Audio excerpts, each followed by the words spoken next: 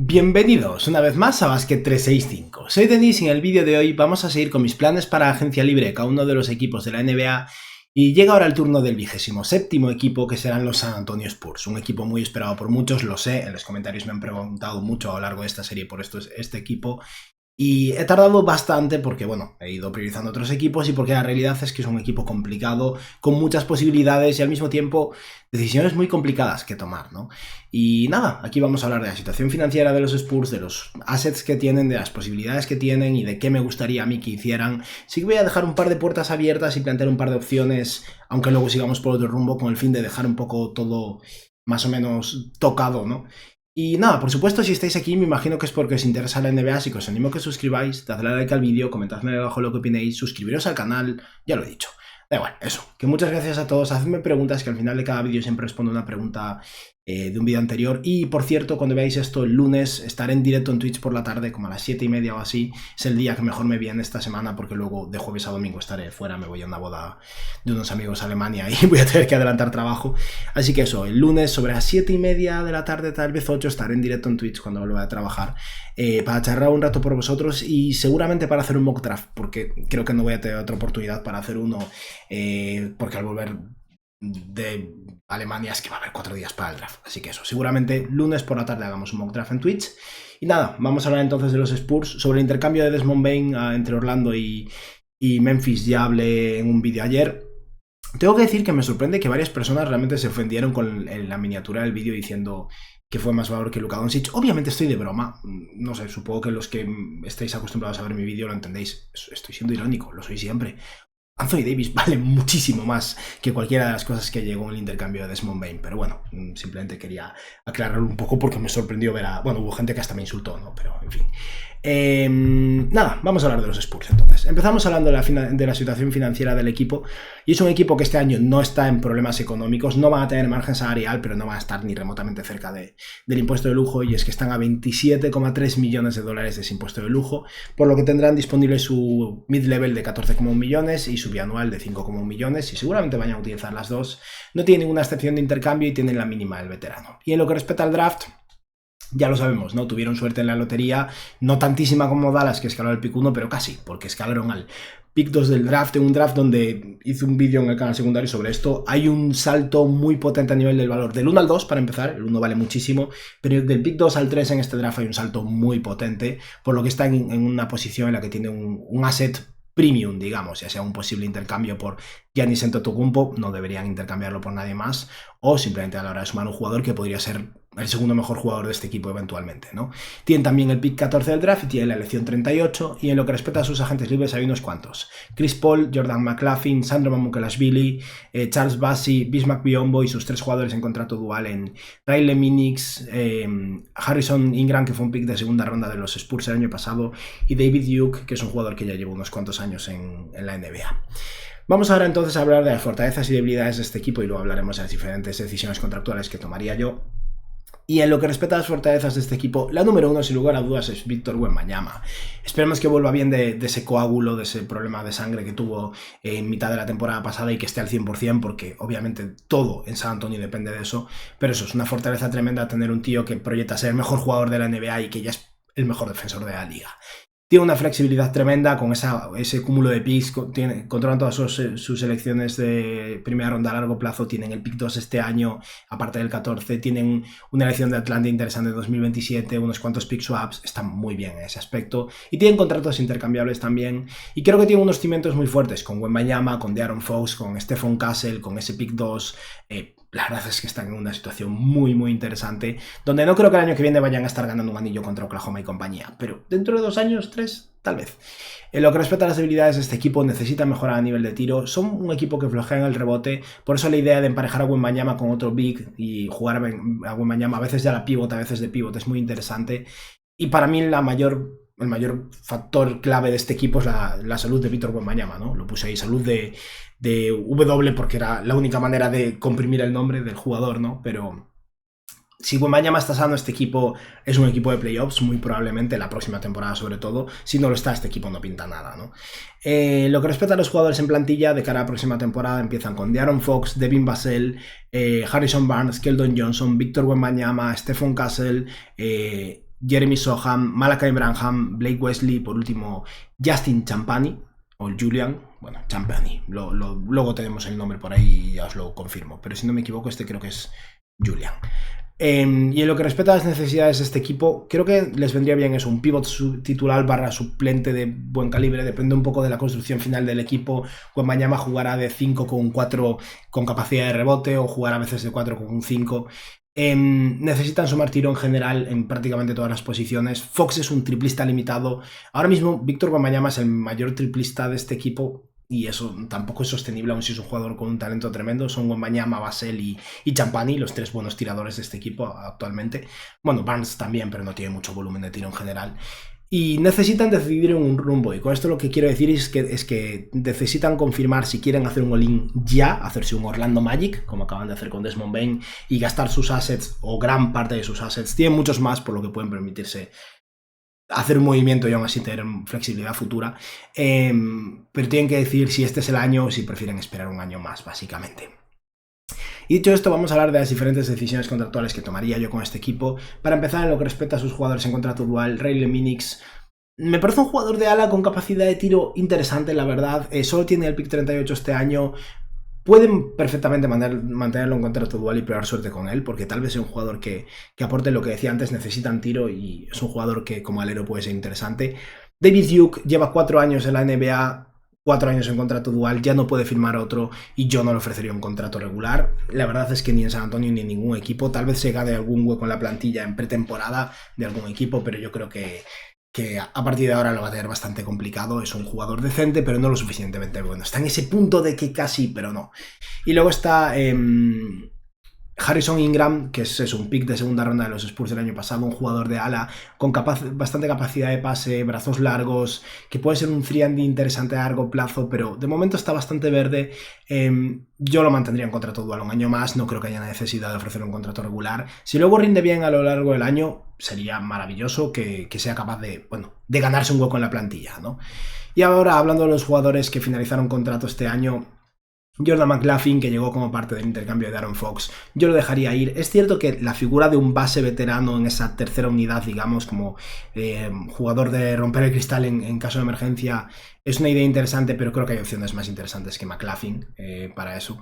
Luego está, he dicho interesante demasiadas veces, pero bueno. Luego está Bismack Biyombo, que sigue aguantando en la NBA, pero si sigue este año, que no lo descarto porque la verdad es que la agencia libre de pivots es bastante floja. No creo que vaya a ser en San Antonio, deberían dedicar parte de sus recursos a intentar conseguir un pivot suplente mejor. Y luego está Charles Bassey, que la verdad es que es un jugador en el que yo confiaba bastante hace un par de años. Se rompió un cruzado, ya se lo había roto en la universidad y no ha acabado de arrancar. No me parecería el fin del mundo que lo mantengan como pivot por la mínima un año más, a ver si empieza a arrancar, porque es un jugador interesante, pero... he dicho interesante otra vez, tengo que controlarme, pero... creo que una vez más no van a tener tantos espacios en la plantilla, van a tener la mid-level completa, tal vez tenga sentido dedicar recursos a conseguir a alguien con más capacidad de aportar en este rol, ¿no?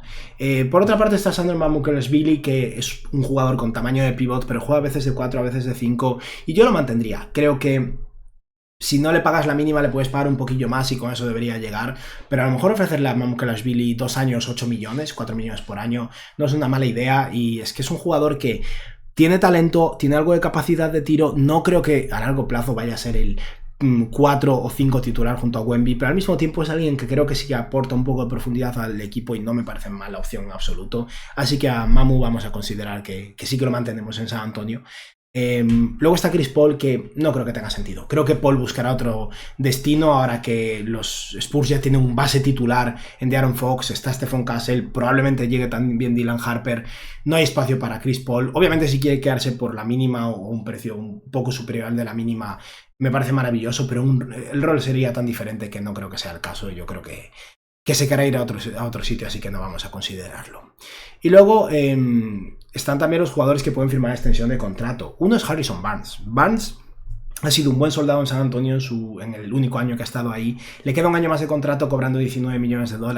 Yo no lo extendería. Creo que, para empezar, en el momento que lo extiendes no lo puedes intercambiar durante 6 años y creo que Barnes es un candidato a ser intercambiado este verano. No porque no haya sido útil, la verdad es que ha aportado, sino porque es un jugador de 32 años que con ese salario de 19 millones, emparejado con algún otro jugador y con algún pick, puede ser una pieza útil que permita a un equipo tener a alguien competente y que al mismo tiempo se va de sus libros financieros, ¿no?, en un año, y puede ser un recurso para que San Antonio mejore y consiga jugadores más coherentes a largo plazo, ¿no? Por lo que yo a Harrison Barnes no lo extendería. De los chavales jóvenes hay 3 que entraron en el mismo año en la NBA, fueron picks de primera ronda del mismo draft, en Malachi Branham, Blake Wesley y Jeremy Sohan. Ni Branham, perdón, iba a decir Graham. Ni Branham ni Wesley deberían extender bajo ningún concepto. De hecho, si se os ocurre algo, decídmelo. Yo he estado dándole vueltas, no he visto ningún intercambio para ninguno de ellos. Obviamente, si los emparejan con alguna segunda ronda, a lo mejor pueden conseguir mejorar por algún lado. De entrada en el vídeo voy a contemplar que sigan los dos en el equipo, pero no confío nada en Wesley. Es sólido en defensa, pero no lo veo capaz de jugar de base y no tiene capacidad de tiro para aportar en otro rol. Malachi Branham tal vez sea un jugador útil, un poco en estilo Alec Burks eventualmente, pero no lo tengo muy claro. Y Jeremy Sohan es el tercer jugador de este, es el más relevante, desde luego, fue un pick de lotería de San Antonio. Es un jugador raro, pero yo confío en su talento y creo que va a ser un tío productivo en la NBA. Tiene solo 22 añitos y en ese rol de 4, a veces hasta de 5, atlético, sólido en defensa, con algo de capacidad de pase, realmente es un jugador productivo. El problema es que no tira de 3 y no creo que nunca vaya a tirar bien. 1,7 triples por partido, 31% en triples. Eso complica su mercado, su capacidad de producción y en general su capacidad de ganarse minutos. Yo no le ofrecería una extensión. Creo que es interesante como posible pieza de intercambio y en el momento en que lo extiendes se complica la cosa. Y creo que puedes perfectamente, si este año funciona con un año más de rodaje con Wembanyama, con Fox y compañía, si su ausencia de tiro es tolerable y no pasa nada, lo pueden mantener el año que viene en agencia libre restringida. O sea que ni Branham, ni Wesley, ni Sohan, ninguno de los 3 extendido. Al que yo sí que intentaría extender es a Julian Champagnie, era Julian, porque como decía antes es uno de los pocos triplistas confiables de este equipo. Y es un jugador de 2,3 metros de altura que juega de escolta o de alero, que es aceptable en defensa y mete sus tiros. Y ese tipo de jugador es útil en cualquier equipo y cuando ya lo tienes en plantilla, cuando ya lleva un par de años en tu equipo, hay que mantenerlo y cuidarlo. Es este tipo de jugador que realmente te interesa, ¿no? Champagnie cobra 3 millones este año y tiene 3 millones de contrato la próxima temporada que son opción del equipo.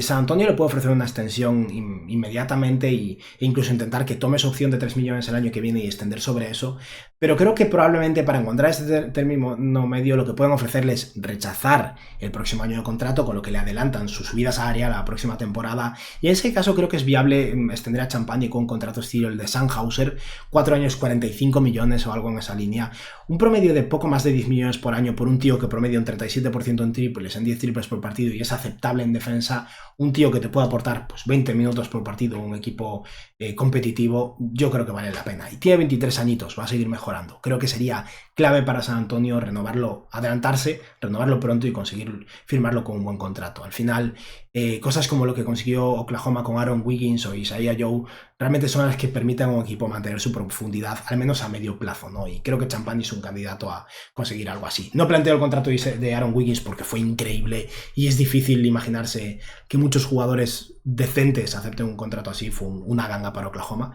pero eso, 4 años, 45 millones de extensión, este año cobrando 3 millones, yo lo veo viable y Champagnie apenas ha ganado dinero, por lo que una oportunidad de asegurarse esa cifra creo que le interesaría. Por cierto, llevamos ya casi 14 minutos de vídeo, este vídeo va a ser largo, lo siento pero bueno, aviso, también espero que os guste el resultado final, que quedéis satisfechos. Vamos a hablar de Giannis, vamos a hablar de Kevin Durant, vamos a hablar de por qué no quiero a ninguno, bueno, sí quiero a Giannis, pero no lo veo súper sencillo. Pero bueno, seguimos, quedan un par de extensiones más de las que hablar y la más potente será la de Fox, pero primero Keldon Johnson, yo no lo extendería. A Keldon Johnson le quedan aún 2 años de contrato, es un jugador sólido, también es junto con Harrison Barnes mi principal candidato a ser intercambiado por su salario y porque es prescindible, es sólido pero prescindible, de hecho está en el mínimo de minutos desde su temporada de novato en San Antonio, 24 minutos por partido, 13 puntos, 5 rebotes, flojo desde 3 este año además. Eso está bien, no pasa nada, pero no hay ningún motivo para extenderlo. Y como tiene 2 años de contrato, si lo extienden ahora no es intercambiable durante un año. Eso no tiene sentido para San Antonio, así que lo dejamos ahí. Y ahora vamos a hablar del caso de Aaron Fox. Y esto va a ser lo primero que creo que va a generar bastante debate en los comentarios y voy a explicar un poco por qué no puedes no extender a Aaron Fox. Fox es un muy buen jugador. que ha llegado a San Antonio porque él pidió a los Spurs que lo intercambiasen allí. Le hizo el favor a San Antonio de presionar y llegó muy barato en base a su rendimiento y el tipo de jugador que es. Y sí, en el momento en que te toca el pick 2 del draft y el pick 2 del draft va a ser Dylan Harper y tienes además a Stephon Castle rindiendo realmente bien, en el 2K intercambias a De'Aaron Fox inmediatamente. Fox está en Houston o en donde sea y te llevas valor por él. En la vida real no puedes hacer esto. Lo siento, pero no. Fox tiene que llegar a un acuerdo con los Spurs. ¿Por qué? Porque básicamente es el segundo mejor jugador de la historia en su prime hacer un movimiento por llegar a San Antonio. LaMarcus Aldridge es el primero. Aldridge es un mejor jugador de lo que ha sido hasta el momento Fox, eso no se lo puede negar nadie. Y es un tío que con 30 años en agencia libre llegó a San Antonio. Y ya estaba empezando a pasar un poco su mejor punto, pero bueno, fue All-Star varias veces en San Antonio. Que un jugador de 27 años, un múltiples veces All-Star, fuerce a su equipo, básicamente, o presione a su equipo para que lo intercambie a San Antonio, no ha pasado. Y tienes que cuidar a este tipo de jugador. No puedes sentar un precedente. Esto sería, o sea, básicamente, intercambiar este verano a De'Aaron Fox, no ofrecer una extensión a De'Aaron Fox, intentar intercambiarlo en febrero, ponerte duro ahora con él, siendo un precedente que la NBA va a recordar. Los jugadores van a recordarlo. Pensad en Boston, ese intercambio de Isaiah Thomas, cómo les perjudicó a largo plazo. Estas cosas importan. Y por eso a Fox, lo siento, pero hay que pagarle. Y tampoco pasa nada. Si firma una extensión, sí que el contrato puede acercarse un poco más a ese Zach LaVine y compañía y ponerse más feo. No es un contrato de Bradley Beal. Para empezar, no puede firmar una cláusula de no intercambio y adicionalmente no puede firmar un Supermax. La extensión de Fox es del 30% del límite salarial, es el contrato de Jamal Murray, básicamente. Lo que puede intentar San Antonio, y a mí me parece interesante, es en vez de ofrecerle 4 años de extensión, ofrecerle 3 y reducir un año el contrato. Una vez le has pagado, si dentro de un par de años le das salida a Fox por Harper o lo que sea, vale. Pero este año no puedes intercambiar a De'Aaron Fox, tienes que pagarle. Es lo que hay. En San Antonio, un jugador forzó a su equipo a básicamente aceptar un intercambio no muy potente por él. San Antonio hizo ese movimiento, aprovechó la oportunidad y fue a por él. No le puedes dar la espalda ahora. Así que Fox y sus 27 años de edad, que no son 32 tampoco, se quedan en San Antonio al menos un añito o 2. No es ideal, dadas las circunstancias, no deja de ser un muy buen jugador y el segundo mejor jugador de los Spurs el año que viene. Así que nada, Fox, extendido.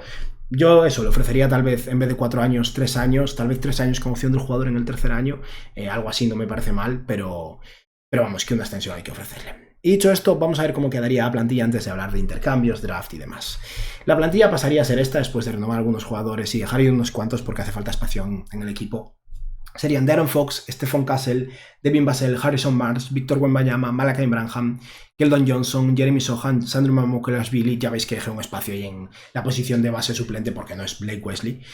Y eso, Blake Wesley y Julian Champagner, que luego avanzaremos un poco en la rotación. Ahora lo he puesto bastante atrás. Ahí ahora mismo 4 espacios libres en la plantilla. Y bueno, antes de hablar de intercambios, un par de jugadores que no he mencionado porque no hay nada de lo que hablar a nivel de extensiones o movimientos. Victor Wembanyama, 2 años en la NBA. El año que viene firmará su extensión. Hasta dentro de 2 años no empieza a cobrar. O sea, hasta la temporada 2025, 26 no, 26, 27 no. Hasta la temporada 27-28 no empieza a cobrar su máximo. Y Stephon Castle, bueno, no hay mucho que decir de él. Fue el novato del año, es un jugadorazo. Personalmente, luego hablaremos de un posible intercambio de Stephon Castle. Yo personalmente considero que está ligeramente sobrevalorado. Con esto no quiero decir que no sea un muy buen jugador, un gran defensor, un tío con mucho potencial que solo lleva un año en la NBA y un jugador que probablemente acabe o posiblemente será un All-Star en el futuro. Pero creo que tanto, sobre todo los fans de los Spurs, pero creo que en general en la NBA está tal vez un poco sobrevalorado. Y precisamente por eso tal vez tenga sentido intentar aprovechar esa oportunidad y la probable llegada de Dylan Harper para sacar valor por él. Pero bueno. Vamos a hablar primero del intercambio que se importa a todos. Giannis Antetokounmpo. El intercambio de Giannis para mí sería este, básicamente. Giannis Antetokounmpo y Pat Connaughton. Milwaukee aquí aprovecha y se libera el contrato de Connaughton. Básicamente suman a Connaughton y se llevan o sea, suman a Connaughton en el intercambio y por otro lado se llevan a Jeremy Sohan los Bucks.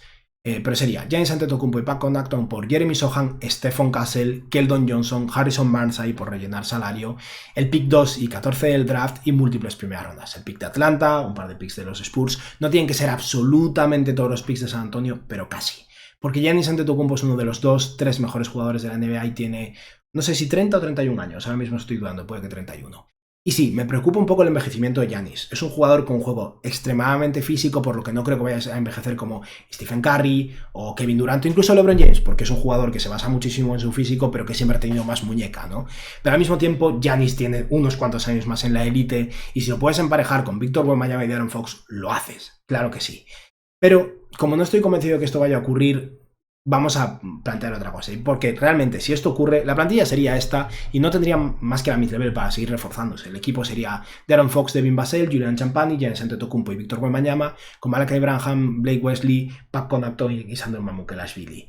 He mantenido a Vassell porque creo que Vassell es fundamental. Si tienes a Fox y Giannis, necesitas a alguien con muñeca. Por eso creo que es interesante meter a Vassell y colar a Sohan, por ejemplo, en el intercambio. Pero a esto, bueno, a Milwaukee le quedaría la mid-level a San Antonio le quedaría la mid-level para intentar conseguir un base suplente o un pivot suplente o mejorar un poco en el ala. Pero este equipo se quedaría muy falto de profundidad, tendría que jugar con en esa silla, en ese juego de las sillas musicales de jugadores veteranos cobrando la mínima que a veces aportan, pero generalmente no. Obviamente lo haces. Si Giannis está sobre la mesa, lo haces, pero para mí Giannis Antetokounmpo es el único jugador en el mercado de manera realista, porque luego te sorprenden con cosas como lo de Doncic, pero para mí es el único jugador por el que cambio el pick 2. No lo cambio bajo ningún concepto por Kevin Durant y sus 37 años de edad al inicio de la próxima temporada, y no hay nadie más por el que cambiarlo. Dicho esto, vamos a plantear cómo seguiría yo si no intercambiamos por Giannis, porque esto se acaba, ya está. Giannis, rellenas lo que puedes la plantilla y ya está. La otra opción, si Giannis Antetokounmpo no está en el mercado, lo decía antes, yo me plantearía muy seriamente intercambiar a Stephon Castle, porque creo que está en un momento en el que su mercado es muy alto, muy alto, y con motivos. Novato del año, un jugador con mucho talento. A mí me sigue preocupando su muñeca y creo que de verdad va a ser un tirador limitado, lo cual hace que para mí se dificulte un poco su potencial a largo plazo. No es un Giannis Antetokounmpo de 2.10. Hay jugadores muy potentes que no tiran o que no tiran demasiado bien. Pero a mí eso es algo que me preocupa un poco y creo que a nivel de coherencia de la plantilla algo así sería increíble, probablemente. Para los Hornets, conseguir a Stephon Castle básicamente en ese pick 4 donde seguramente irían a por BJ Edgecombe para que juegue de escolta. Si en vez de eso tienes a Castle, Castle es en base a lo que he demostrado, tiene pinta de que va a ser mucho mejor que BJ Edgecombe en ese rol. Encaja muy bien con la Melo Ball y compañía, y si los Hornets quieren darle madurez al proyecto y empezar a competir ya, intercambiar su pick 4 y a Mark Williams, que no va a quedarse en Charlotte a largo plazo, no tiene pinta después del drama que pasó con los Lakers. Y la primera ronda de los Heat de 2027 por Stephon Castle tiene sentido. Yo personalmente creo que Mark Williams y el pick 4 valen a Stephon Castle, pero podemos sumar esa ronda porque eso, creo que ahora mismo está en un punto en el que su mercado está muy elevado. Y tal vez esté equivocado, no pasa nada, tal vez Stephon Castle me calle y me lo va a decir la gente en los comentarios, ya lo sé, pero tal vez Stephon Castle acabe siendo una estrella totalmente asentada y un jugador all NBA. Yo tengo mis dudas. Estoy seguro de que va a ser un muy buen titular y un muy buen jugador, pero tengo mis dudas. Y por eso me plantearía algo así, sobre todo por un jugador. Y es que si Connaughton está disponible en el pick 4, yo me lo planteo. El pick 2 para mí es eso, Dylan Harper sin lugar a dudas, y yo lo selecciono. Y si tengo que escoger entre Dylan Harper y Stephon Castle, me quedo con Dylan Harper. Lo tengo claro. Pero eso, si en el pick 4 está disponible Connaughton y los Hornets están dispuestos a hacer algo así, a mí es que me encanta para San Antonio. Connaughton es un tío que es capaz de jugar en el ala, que lo ves y le pasa un poco lo de Austin Reeves, lo ves y dices, este tío no va a ser muy bueno.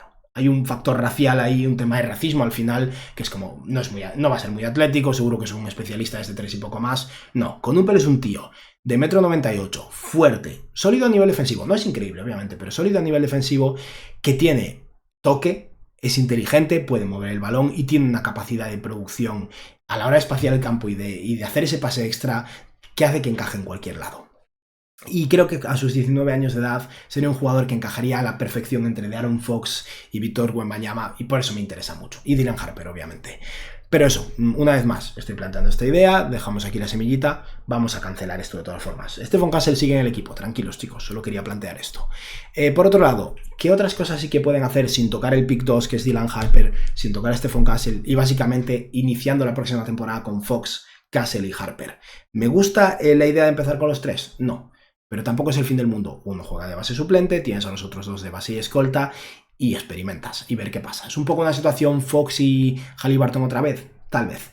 Pero bueno, esperemos que esta vez la decisión sea la correcta y ver un poco qué sale ahí de esos tres jugadores, ¿no? Pero por otro lado sí que tienen que intentar conseguir tiro de algún modo o intentar reforzarse. La primera opción es la de Kevin Durant. Para mí, este sería el valor máximo que daría por Kevin Durant y por eso tampoco vamos a seguir por este lado. Si los Rockets o los Grizzlies, que ojo a Memphis después de haber conseguido lo que consiguieron por Desmond Bane, si ninguno de esos equipos le hace una oferta a Phoenix superior a esta, yo claro que intercambio por Kevin Durant. Si solo tengo que dar a Devin Vassell, Keldon Johnson y el pick 14, lo hago. Yo no pondría más valor sobre la mesa. Durant es un jugadorazo. Es uno de los jugadores que más me han gustado a lo largo de la historia. Nadie puede negarle eso. Es uno de los mejores anotadores de la historia. Es un jugador que va a empezar la próxima temporada con 37 años. Y sí, lo entiendo. Kevin Durant vale más a corto plazo. Kevin Durant es mejor el año que viene que Dylan Harper. Pero para mí, porque sé que va a haber gente que pida poner sobre la mesa el pick 2 por Kevin Durant. Para mí no es solo eso, es el tema de que Kevin Durant tiene problemas de salud. Ha tenido muchos problemas para estar disponible en los momentos clave en los últimos años y durante la temporada también. Cada año va a ser peor, ha sufrido muchas lesiones. Va a cobrar 50 y algo millones este año y cuando llegue van a tener que extenderlo por un par de años más. Y eso son su temporada de los 37, 38 y 39. Es un jugador tan talentoso que va a seguir siendo élite de la NBA con 37, 38 y 39. Y es cierto que aumenta tus posibilidades a corto plazo. Y tal vez tenga sentido hacer algo así, pero yo no sacrifico el pick 2 por eso. Porque si Dylan Harper sale bien, Dylan Harper cobra una mierda, porque es lo que cobran los jugadores en contrato de novato, durante 4 años. Si no, que se lo pregunte a Wembanyama, que es el mejor defensor de la NBA y cobra 13 millones. Cobra lo que Steven Adams, básicamente. Dylan Harper cobra una miseria NBA, ya me gustaría a mí, durante 4 años, y tras eso extiende por probablemente un máximo del 25 al 30%. Esos son 9 años de un tío cobrando menos, pero mucho menos de lo que te cobra Kevin Durant. Y al final lo que hace eso es un proyecto sostenible. Y probablemente el pico en estos primeros años, bueno, seguro que el pico en estos primeros 2 años es inferior, pero yo no creo que tengan que ser tan exagerados en este aspecto. Porque si no te pones un poco en una situación, para mí, Anthony Davis en New Orleans. Anthony Davis era buenísimo y en el año 2 New Orleans ya estaba siendo súper agresivo por intentar mejorar. Intercambiaron por Jrue Holiday, empezaron a intercambiar por jugadores y empezaron a sacrificar sus assets. Y lo que no funcionó se fue estancando poco a poco y el equipo cada vez se fue quedando más drenado, no avanzaban y el resultado fue pues acabar intercambiando tu jugador franquicia, bla bla bla, y te quedas en tierra de nadie. Y yo creo que esto puede pasar un poco. Si empiezas a sobrepagar por Durant, no te sale bien en 2 años, sobrepagas por el siguiente y de repente la ventana se ha pasado. Lo dicho, este valor, desde luego, más yo no pagaría. Otro nombre que sé que mucha gente va a tener en mente es Cameron Johnson. Para mí Cameron Johnson es otro jugador que está un poco sobrevalorado, al menos por parte de los Nets a nivel de valor de intercambio. Yo pondría sobre la mesa encantado a Harrison Barnes y el pick 14, más esto no pago. Sí, y no creo que los Nets vayan a intercambiar a Cameron Johnson por esto. Probablemente luego en febrero lo sacrifiquen por menos valor. Lo cambiarán por 2 primeras rondas futuras flojas que serán el pick 25 y el 30. Pero es un poco el enfoque que están teniendo los Nets. Están manteniendo una línea firme. A lo mejor les sale bien. Mirad lo que pasó con Memphis y Desmond Bane. Pero eso. Harrison Barnes más el pick 14 por Cameron Johnson. Si quieres sumas algunas segundas rondas, claro que sí. Yo no pagaría una primera ronda por Cameron Johnson porque mejora tu equipo, pero tampoco te hace ver una ventana tan potente. Y el jugador que yo creo que sí que es ahora mismo un asset muy devaluado y que tiene una posibilidad real de conseguir es alguien que planteé en mi plan de los Nuggets también, que es Michael Porter Jr. Michael Porter Jr. al final es una oportunidad que tienen los Spurs. Es un jugador que encaja a la perfección en el equipo, que tiene 27 años, que tiene una capacidad de tiro de élite, con capacidad de rebote además, que son 2 cosas que realmente necesita San Antonio, y que no necesita el balón en las manos, lo cual es ideal con Fox, Harper, Castle y Wembanyama. Y los Nuggets necesitan flexibilidad. Dividir a Michael Porter Jr. en 2 contratos, como son el de Keldon Johnson y Harrison Barnes, 2 contratos de jugadores que pueden jugar al baloncesto, uno de Jusuf Nurkic en 2025, ¿no?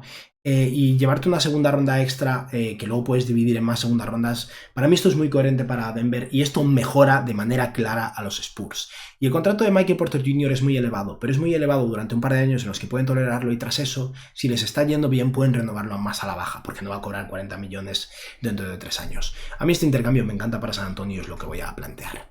Y de este modo los Spurs siguen teniendo el pick 14. Y el pick 14 es una oportunidad de sumar más talento en el ala, que es lo más difícil de conseguir en la NBA, o tal vez un pivot que pueda aportarte.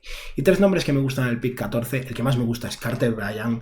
Es un tío que está verde, es cierto, pero Carter Bryant puede ser ese alero que ahora mismo no tienen puro. Tienen al final a jugadores como Champagny ocupando ese rol un poco. Pero es ese alero bueno en defensa, con capacidad de tiro, con mucho margen de desarrollo, que creo que realmente es interesante. Tal vez no esté disponible en el 14, pero sumando algunas segundas rondas a lo mejor pueden escalar del 14 al 12 o algo así y conseguir asegurarse a un jugador que creo que puede ser muy interesante. Otra opción es Cedric Coward. Creo menos en su desarrollo a largo plazo, a nivel... Sobre todo a nivel defensivo, es un jugador atlético con brazos muy largos, es sólido en defensa. No creo que tenga el techo defensivo de Carter Bryant, pero sí que es un tío que tiene capacidad de tiro, es evidente, y que es un 3&D puro en esa posición más de escolta, que realmente sería muy interesante. Y luego, por mencionar un par de bigs, si Thomas Sorber cae hasta el pick 14 y no han podido conseguir a Carter Bryant, me parece una opción muy interesante. Sí que siento que, aunque los pivots en la agencia libre no estén, o digamos que no haya un exceso de pivots disponibles en la agencia libre, es más difícil conseguir un jugador de alero productivo y bueno de verdad, como puede acabar siendo Carter Bryant o Cedric Coward, que un pivot suplente, y por eso yo priorizaría a los otros dos. Pero si Sorber está disponible aquí, me parece un muy buen jugador y un jugador realmente interesante. Incluso un Joan Beringer que tiene un potencial tremendo. Beringer va a ser peor que Mamukelashvili el año 1, eso seguro, pero a largo plazo puede ser un perfil muy curioso junto a Wembanyama.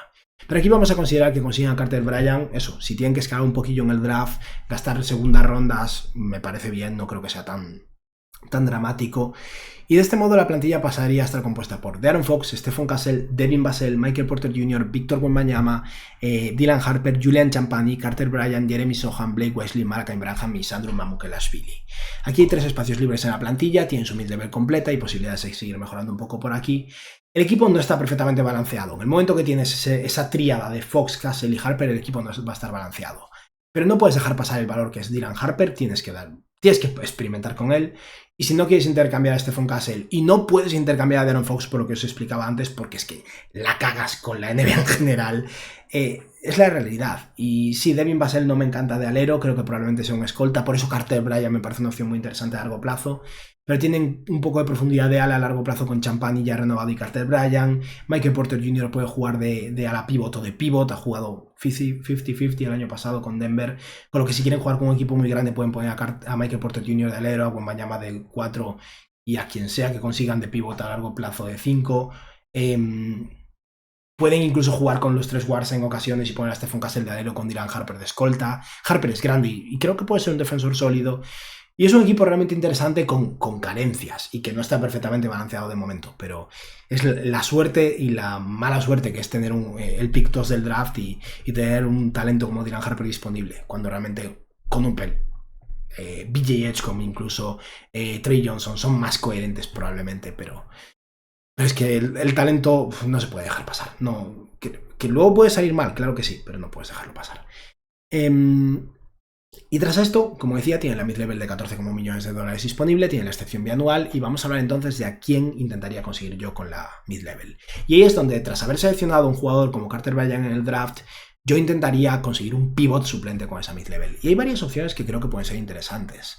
La primera, para mí, sería Day'Ron Sharpe. Creo que Day'Ron Sharpe es un jugador que puede llegar a ser realmente útil para los San Antonio Spurs. Es un pivot con muchísima capacidad de rebote que creo que ha estado muy infrautilizado. No sé si existe esta palabra, pero bueno, creo que los Brooklyn Nets lo han utilizado poco, y es un jugador que puede aportar más. Ha tenido algún problema de salud también. El mayor problema de Day'Ron Sharpe es que es agente libre restringido, por lo que probablemente tendrían que llegar a un acuerdo con Brooklyn, tal vez pagar alguna segunda ronda para que los Nets lo dejen ir y ya está. Pero 3 años, 33 millones o algo en esa línea por Day'Ron Sharpe, a mí me parece interesante. Creo que va a valer eso una vez empieza a tener una oportunidad, ya sea en Brooklyn o en otro equipo. Y eso, yo le haría una oferta a Day'Ron Sharpe. Pero creo que es muy posible que al final los Nets igualen o no permitan que ocurra, ¿no? Y por eso el jugador que vamos a plantear en este vídeo es Luke Kornet. Kornet es muy difícil que se quede en Boston, a menos que decida quedarse en Boston de manera proactiva y cobrar menos dinero. Creo que hay varios equipos que estarán dispuestos a ponerle sobre la mesa 7-8 millones. A lo mejor San Antonio debe poner más dinero, porque es cierto que Cornet para mí no vale más que eso, 7-8 millones, pero de verdad vale algo en esa línea, tal vez incluso un pelín más. Es un buen pivot suplente. Mirad lo que acaba de firmar Steven Adams. Pero San Antonio puede permitirse durante un par de años sobrepagar. Y no es lo mismo que Isaiah Hartenstein a nivel económico, pero sí que pueden hacer algo similar. Tal vez ofrecerle 3 años, 33 millones, con una opción del equipo en el tercer año, incluso hacer que el contrato desescale. Pueden empezar pagándole unos 13 millones ahora y acabar pagándole 10, algo millones. Yo creo que de esta forma te aseguras a Cornet que no ha ganado nada ni remotamente cercano a 30 millones en 3 años en su vida y es una mejora más que considerable en esa posición de pívot suplente. Y ese es el nombre con el que vamos a ir, pero vamos a mencionar un par más. Larry Nance Jr. Es un perfil diferente porque es más pequeño, es más híbrido, ¿no? Pero al mismo tiempo es un veterano que creo que es una opción interesante y que seguramente no tendrían que pagarle la mid-level completa ni mucho menos, unos 8 millones por año, así, lo cual les da flexibilidad para tal vez ofrecerle a otro jugador 6 millones. Un par de añitos de Larry Nance estarían bien, no le ofrecería más que eso porque su cuerpo se está cayendo un poco a trizas, eso hay que tenerlo en cuenta. Y luego otra opción. Esto es un poco conformarse, ¿no? Pero si ninguno de estos pivots está disponible y los Spurs están dispuestos a tirar con un parche y de paso llevarse algo, los 76ers estoy casi seguro de que van a descargar el contrato de Andre Drummond, ese contrato de 5 millones. No va a pagar mucho extra por él, pero seguramente Drummond llegue emparejado con una segunda ronda. Los Spurs con su bianual de 5 millones pueden comerse contrato de Drummond. Tienen todavía mid-level disponible para tal vez ir por un jugador de ala, un jugador con capacidad de tiro a lo mejor. Y bueno, pues tienes un año Andre Drummond. Drummond no me encanta, me gusta menos que cualquiera de los nombres que he dicho, pero es otra opción. Lo bueno de Andre Drummond es que si utilizas tu bianual para conseguir un pivot, sí que existe la opción de hacer algo que he planteado con otros equipos, que es ir a por Sandhauser, que creo que va a ser un chollo de esta agencia libre. Los Celtics necesitan descargar su salario y San Antonio con su mid-level pueda absorber el contrato de Sandhauser íntegramente, que es igual que decía antes con Champagny, ¿no? 4 años, 44 millones, creo que tiene firmado Sandhauser. San Antonio tendría que ofrecer unas cuantas segundas rondas, eso seguro, pero vale la pena, de verdad que vale la pena. Aún así, aquí vamos a plantear que consiguen a Luke Cornet, en consecuencia no intercambian por Drummond y no consiguen a Sandhauser, pero sí que tienen disponible su excepción bianual de 5,1 millones y hay unos cuantos jugadores a los que podrían intentar hacer una oferta con esa excepción. Tal vez ganar algo de profundidad de ala con un jugador como Sam Merrill. Creo que Merrill va a cobrar más que esto, pero si acepta 5 millones, yo encantado. Básicamente eso hace que desaparezca totalmente de la rotación Malachi Branham y te buscas un destino de intercambio para él, posiblemente. Pero si no, un ala pivot creo que sería interesante para este equipo. Boucher, creo que es difícil que renueve con Toronto este año porque los Raptors van a tener una plantilla cara. Si nadie le ofrece más, a lo mejor se va por 5 millones a San Antonio y es alguien que es un poco híbrido a la pivot también, un jugador que tiene algo de muñeca y un tío experimentado, lo cual tampoco está mal. Otra opción es Jake Larabia de los Kings. Creo que es muy probable que renueve con Sacramento, pero tiene esa limitación de su posible renovación por el tema de que los Grizzlies en su momento rechazaron su opción de cuarto año de contrato de novato. Con lo que tal vez, eso, 2 años, 5 millones, opción del jugador en el segundo año tal vez para luego renegociar dentro de un año. No me parece mal, creo que el Arabia es un tío que realmente aportaría en San Antonio y me gustaría bastante. De hecho, si son capaces de, si acaban con un Larry Nance o algo así, pueden ofrecerle algo más de la mid-level, yo se lo ofrecería encantado. Algo más de la mid-level, quiero decir 6-7 millones, no 14, no nos emocionemos tampoco. Incluso hay otro jugador de los Kings interesante, Trey Lyles. Si los Kings renuevan al Arabia y no le dan una opción o una oferta a Trey Lyles por un añito y 5 millones, es un tío que ya está en San Antonio, de hecho, que tira algo de 3, ha mejorado un poco en defensa y como mínimo es un veterano y un cuerpo grande en esa posición de ala pivot con más muñeca que Jeremy Sohan. No quiero decir que dejen de jugar a Sohan de verdad me parece un tío interesante, pero está bien tener opciones y alternativas a la experiencia de Jeremy Sohan. Y ya por acabar, creo que por la mínima del veterano es interesante que sumen un base experimentado. Ya no pido a nadie especial porque es difícil conseguir un base veterano que te aporte mucho por la mínima, pero con Fox, Harper, Castle, en los momentos que falle Fox, a lo mejor le hace falta un poco más de experiencia para asentar un poco las cosas, ¿no? Y por eso tal vez nombres como Monte Morris, que ha estado mal en Phoenix, la verdad, y no creo que consiga más de la mínima del veterano. Monte Morris para 10 minutitos por partido de vez en cuando es una buena opción. Un Aaron Holiday, creo que es un jugador interesante que tiene una opción de 5 millones que Houston va a rechazar seguro y más después de haber ya renovado a Steven Adams. A lo mejor se queda en Houston, pero si no le hacen una oferta, si buscan una alternativa, por la mínima del veterano está ok. O incluso alguien como Corey Joseph, que tal vez renueve en Orlando, pero Ofrecerle la mínima a Corey Joseph no me parece mal, es otro jugador que si no recuerdo mal estuvo en los Spurs. Y con esto hemos acabado, hemos hablado ya, bueno, es que llevamos grabando demasiado tiempo, llevamos grabando 40 minutos, este creo que va a ser, si no mi plan más grande, uno más largo, uno de los más largos.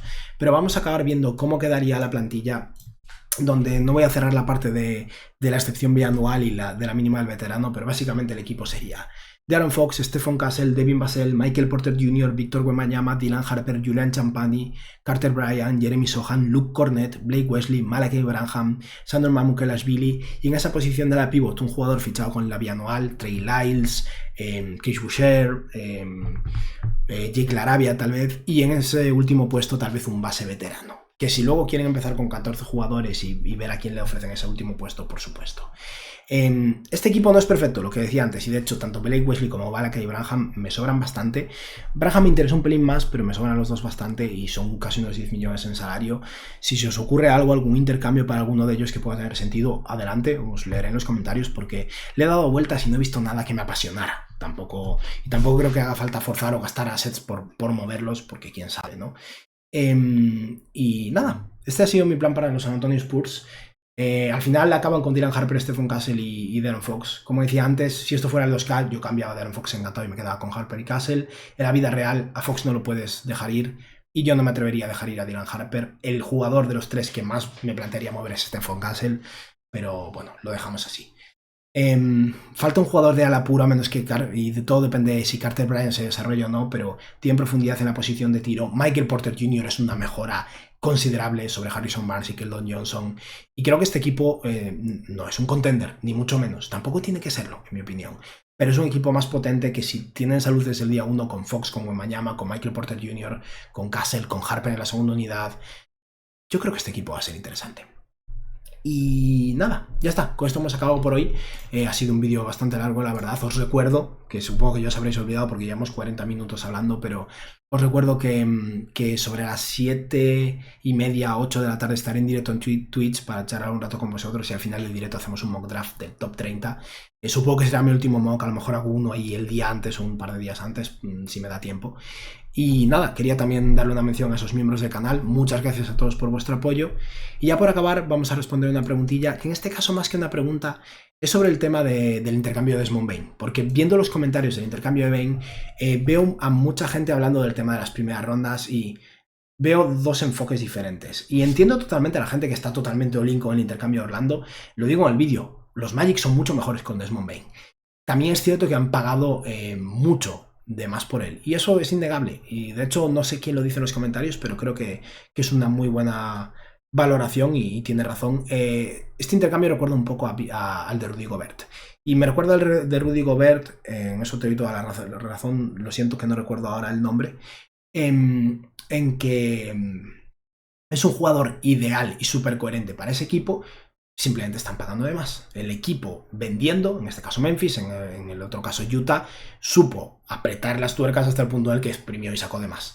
Porque Bane debería valer como mínimo no ese pick de 2030 y restar uno, tal vez incluso restar el pick swap y ese pick de 2030 y reducir la cosa a 3 picks. Es un muy buen jugador. Y los Magic, ojo, porque van a dar mucha cara el año que viene. Eso es completamente cierto. Pero sí que también veo a gente hablando, que eso es de lo que quería hablar, ¿no?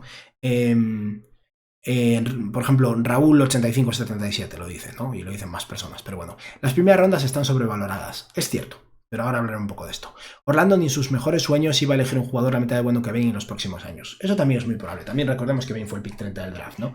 Pero el tema de las rondas no es tanto el confiar en que en esa ronda vayas a conseguir un jugador mejor que un Desmond Bane. Es la flexibilidad para seguir modificando y mejorando la plantilla que pierdes a no tener esas rondas como pieza de intercambio. En el momento que Orlando ha hecho esto, a Orlando le queda el pick swap de 2027, el pick swap de 2031, el pick de 2032 una vez pase el draft y bueno, el pick 25 de este año. Son dos picks directos, si contamos el de este año, una vez, si no, solo el pick de 2032 y un par de pick swaps. Y esto es útil, son piezas de intercambio, pero esto no te hace entrar en la carrera por un jugador de calibre titular potente si tienes necesidad, o si resulta que las cosas van mal con uno de tus jugadores y tienes que intentar o intentas mejorarlo, emparejar a Franz Wagner con picks para conseguir a alguien mejor. Estás más limitado. O simplemente para hacer esos movimientos marginales, esos movimientos para intentar ganar un sexto hombre potente, al final lo que estás es atándote totalmente a este núcleo y confiando plenamente en él. Y hay una salida, siempre hay una salida, sino que se lo pregunten a los Nets, que hace 4 días tenía a Kevin Durant, James Harden y Kyrie Irving, y ahora tienen un equipo completamente diferente y 1 millón de picks, ¿no? Pero eso es un poco el motivo por el que a mí me parece importante también tener en cuenta lo de los picks. Y sí, en 2030, en 2028 los Magic van a ser buenos, pero ese pick de 2028 de los Magic también es una pieza de intercambio útil a largo plazo porque es la moneda de la NBA. Y has gastado todas tus monedas o casi todas tus monedas. Eso es un poco el tema.